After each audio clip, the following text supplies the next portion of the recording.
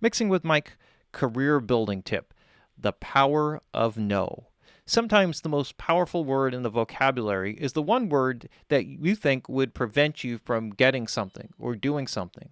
But yet, sometimes in saying no, what you're doing is you're opening up the possibility for other better things to come in.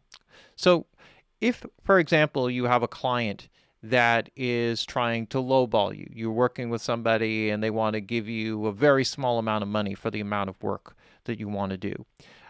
There is sometimes where it's more appropriate to just say no. That's not, and not to be mean about it. Actually, what you really want to do when you say no is you want to be very helpful to them. Okay. You want to, talk to them, not demean them, not to call them cheap or whatever, even if you feel that that's what they are.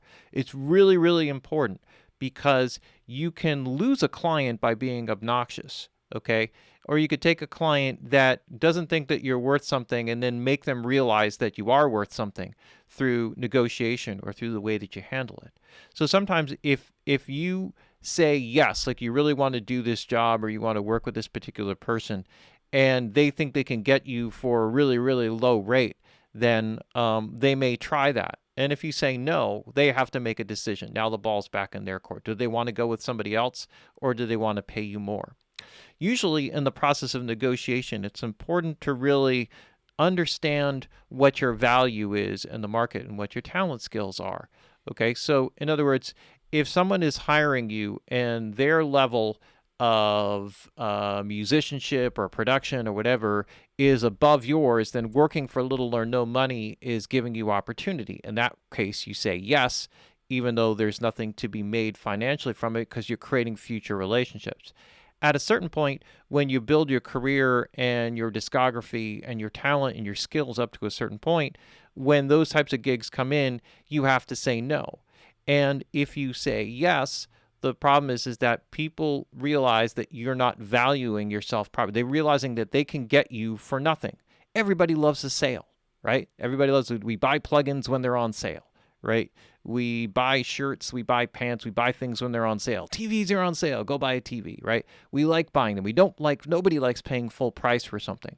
So if a person thinks they can get an engineer on sale, then they'll always look for that sale price. They'll always want that sale price. They won't pay anything but that sale price.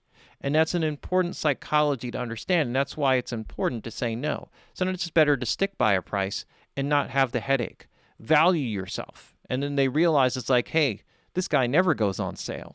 And they like your work and they like your skills, they're going to hire you anyway, and they will pay you the money that you do. So it's kind of like a balance thing where you have to really constantly evaluate where you sit in the marketplace. Sometimes it's better if you're not getting gigs and you're not working and the money is just lowball or not worth your time, then invest in other things. Invest in your skills. Invest in more education, learning how to do things better.